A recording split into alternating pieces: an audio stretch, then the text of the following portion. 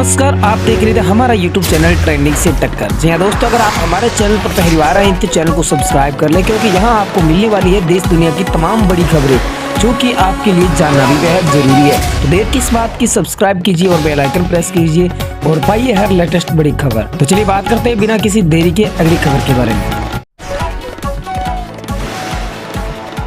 चलिए बात करते हैं बड़ी खबर के बारे में। बिहार विधानसभा चुनाव में मुजफ्फरनगर की गायघाट सीट इस बार खास चर्चा में रही है। दरअसल से गायघाट सीट से चुनाव मैदान में उतरी कोमल सिंह पहली बार विधायक बनकर आई है। आज कोमल सिंह एक बार फिर से चर्चा में आ गई है। दरअसल बुधवार को मुख्यमंत्री आवास करणी मार्ग में जेडीयू विधायक दल की बैठक आयोजित की गई। इस बैठक के दौरान नीतीश कुमार ने जेडीयू के सभी नवनिर्वाचित विधायकों का अभिवादन किया।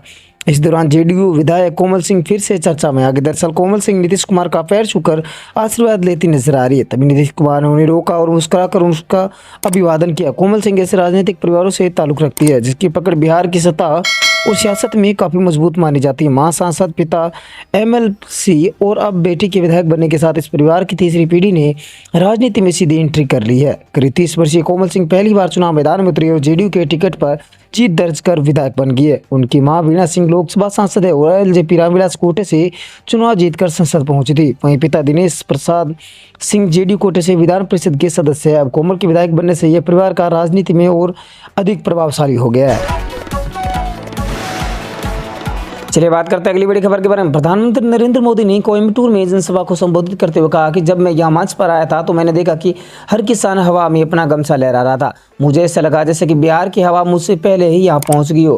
प्रधानमंत्री नरेंद्र मोदी ने पीएम किसान सम्मान निधि योजना की 21वीं किस्त बुधवार को जारी कर दी। 9 करोड़ लाभार्थियों के बैंक खाते में 18,000 करोड़ रुपए से अधिक राशि सीधे हस्तांतरित की गई।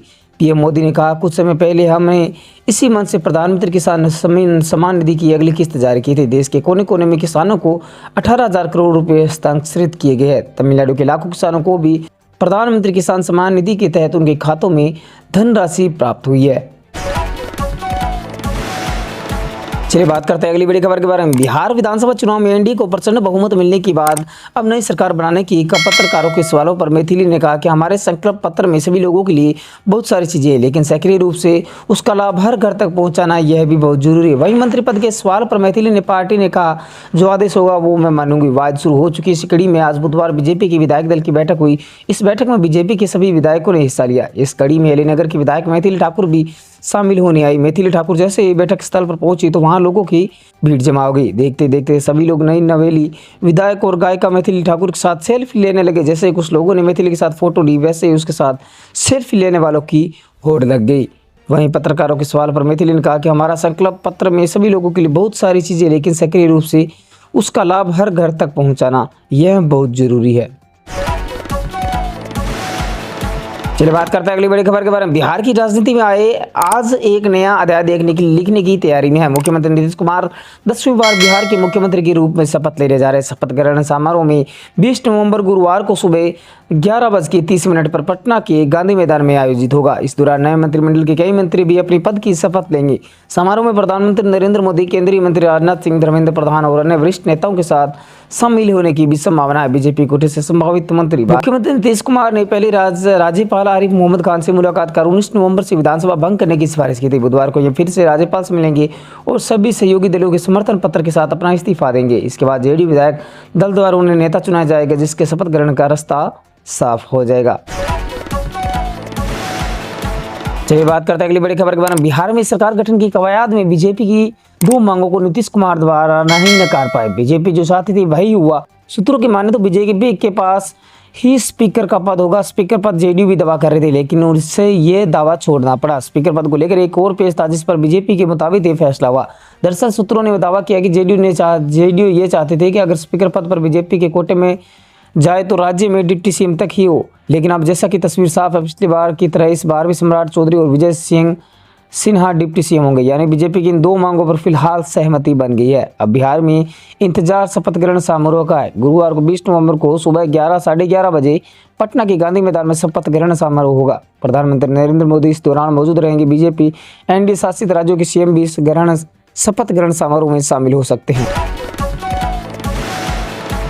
चलिए बात करते हैं अगली बड़ी खबर को लेकर। भारत सरकार बड़े बैंकिंग रिफॉर्मों की ओर बढ़ रही है। भारतीय बैंकों की वित्तीय स्थिति को मजबूत करने के लिए, उनके घाटे को संतुलित करने के लिए, उनके ग्लोबल स्तर का बनाने के लिए छोटे सरकारी बैंकों के विलय की तैयारी कर रही है। मेगा बैंक मर्जर को लेकर वित्त मंत्रालय की ओर से प्रस्ताव तैयार किया जा रहा है, जिसे जल्द ही कैबिनेट के सामने रखा जाएगा। इस बैंक विलय का मकसद ऐसे बैंक बनाना है जो ज्यादातर मजबूत, स्थिर और अंतर्राष्ट्रीय स्तर पर प्रतिस्पर्धा करने में सक्षम है होंगे। बैंकों को पूंजीगत तौर पर मजबूत बनाने और उनके एनपीओ को कम करने के लिए कई सरकारी बैंकों का विलय किया जा सकता है। जिन बैंकों को इस लिस्ट में शामिल किया गया है उनमें इनके नाम शामिल है। किन बैंकों का हो सकता है विलय? माना जा रहा है कि Indian Bank, Indian Overseas Bank, Central Bank of India, Bank of Maharashtra, UCO Bank, Punjab and Sindh Bank को मर्ज किया जा सकता है। वहीं यूनियन बैंक और बैंक ऑफ इंडिया के विलय की भी तैयारी चल रही है। चलिए बात करते हैं अगली बड़ी खबर के बारे में। पश्चिम बंगाल की मुख्यमंत्री ममता बनर्जी ने एक बार फिर एसआईआर प्रक्रिया को लेकर गंभीर चिंता जताई है। उनका कहना है कि यह पूरा कामकाज इतना भारी और दबाव भरा हो चुका है कि अब तक 28 लोगों की जान चली गई है। ममता का आरोप है कि चुनाव से ठीक पहले इस प्रक्रिया को तेज करके जमीनी स्तर पर काम करने वालों को खतरे में डाला जा रहा है। ताजा मामलों में जलपाईगुड़ी के माल इलाके से सामने आया कि यहाँ एक बूथ लेवल ऑफिसर यानी बीएलओ शांति मुनि एक्का ने कथित तौर पर लगातार बढ़ते काम के दबाव और मानसिक तनाव के चलते जिंदगी खत्म कर ली। बात करें शांति का, आदिवासी महिला थी और आंगनबाड़ी में काम करती थी। उनके बारे में बताया जा रहा है कि एसआईआर के दौरान उन पर लगातार इतना बोझ पड़ा कि वह सह ही नहीं पाई। ये बात करते हैं अगली बड़ी खबर के बारे में। सीमांचल और कोसी में प्रभाव रखने वाली पूर्णिया के निर्दलीय सांसद और कांग्रेस नेता पप्पू यादव से लड़कर लोकसभा में हारे दो नेता संतोष कुशवाहा और बीमा भारती पप्पू का समर्थन मिलने के बाद भी विधानसभा का चुनाव हार गए हैं। बड़े बड़े दावे करने वाले पप्पू यादव के पूर्णिया जिले की 7 में से 7 सीट पर महागठबंधन का सुपड़ा साफ हो गया। नीतीश कुमार और असदुद्दीन ओवैसी ने यहां एक ऐसा माहौल बांधा कि 5 सीट एनडी जीत गई और 2 सीट पर एआईएमआईएम कैंडिडेट निकल गया। संतोष कुशवाहा दमदाहा में कदावर जेडीयू नेता लेसी सिंह से हार गई तो जेडीयू के कलाधर मंडल ने बीमा भारती को राज्य के सबसे बड़े अंतर से रूपाली में हरा दिया।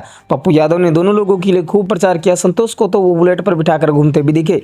पूर्णिया लोकसभा के अंदर पूर्णिया जिले की 5, कटिहार और जिले की 1 सीट आती है। 2024 की लोकसभा चुनाव में 6 में 4 सीट पर पप्पू यादव ने लीड ले ली। रुपौली और दमदाहा में तब जेडीयू के कैंडिडेट रहे संतोष कुशवाहा ने बढ़त बनाई थी। लोकसभा हारने के बाद कुशवाहा दमदाहा से विधानसभा लड़ने के लिए जेडीयू छोड़कर चुनाव से ठीक पहले तेजस्वी यादव के पास राजद में चले गए। राजद ने लड़ाया भी, लेकिन लेसी सिंह ने 55,159 वोटों के बड़े अंतर से उनको परास्त कर दिया।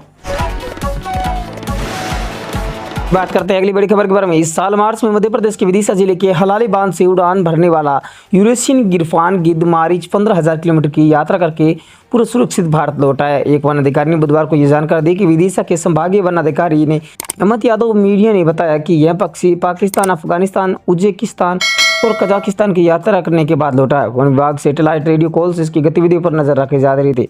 डीएफएलओ ने कहा कि ट्रैकिंग से गिद्धों के प्रवास और संरक्षण के बारे में जानकारी मिलती है। मारिच की हर गतिविधि पर नजर रखी जा रही है। यादव ने बताया कि यह पक्षी 29 जनवरी को सतना जिले के नागौर गांव में घायल अवस्था में पाया गया था। पहले मुकुंदर चिड़ियाघर और फिर भोपाल वन विहार राष्ट्रीय उद्यान में इसका इलाज किया गया। 2 महीने बाद 29 मार्च को इसे टैग लगाकर हलाली बांध से छोड़ा गया था। एक विशेषज्ञ ने बताया कि ये पक्षी मृत पशुओं को खाते हैं, सड़े हुए शवों से होने वाली बीमारियों को फैलने से रोकते हैं और पोषक तत्वों के पुनर्चक्रण में मदद करते हैं, जिसकी मिट्टी और पानी की गुणवत्ता में सुधार होता है। यूरेशियन गिरफान गिद्ध यूरोप, उत्तरी अफ्रीका और एशिया के पहाड़ी शुष्क क्षेत्रों में पाए जाते हैं। आमतौर पर 95 से 110 सेंटीमीटर लंबा होता है। इनके पंखों का फैलाव 2.5 से 2.8 मीटर तक होता है, जबकि वजन 6 से 11 किलोग्राम होता है। विशेषज्ञों ने बताया कि यह गर्म हवा के झोंकों में।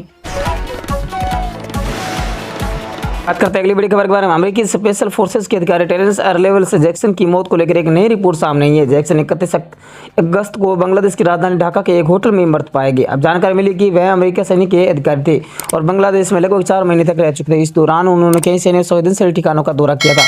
रिपोर्ट्स के मुताबिक जैक्सन भारत के मिजोरम से सटे चटगांव नेवल बेस समेत 3 जिलों में गए थे। 50 वर्षीय जैक्सन पहले अमेरिकी स्पेशल फोर्सेस में थे और बाद में उन्होंने सेना से जल्दी रिटायर होकर एक निजी सुरक्षा कंपनी में काम शुरू किया था। माना जाता है कि वह 116वीं स्पेशल ऑपरेशन एविएशन रेजिमेंट यानी नाइट स्टॉलकर्स यूनिट से जुड़े रहते थे। रिपोर्ट्स के अनुसार जैक्सन की नज़र भारत के नॉर्थ ईस्ट पर थी। वहीं चटगांव नेवल बेस गया जहाँ बांग्लादेश नौसेना के युद्धपोत के सबमरीन तैनात है। इसके अलावा यह बांग्लादेश की थल सेना के अड्डों पर भी गया है। नमस्कार, आप देख रहे थे हमारा YouTube चैनल ट्रेंडिंग से टक्कर। जी हाँ दोस्तों, अगर आप हमारे चैनल पर पहली बार आए हैं तो चैनल को सब्सक्राइब कर लें, क्योंकि यहाँ आपको मिलने वाली है देश दुनिया की तमाम बड़ी खबरें जो कि आपके लिए जानना भी बेहद जरूरी है। तो देर किस बात की, सब्सक्राइब कीजिए और बेल आइकन प्रेस कीजिए और पाइए हर लेटेस्ट बड़ी खबर। तो चलिए बात करते हैं बिना किसी देरी के अगली खबर के बारे में।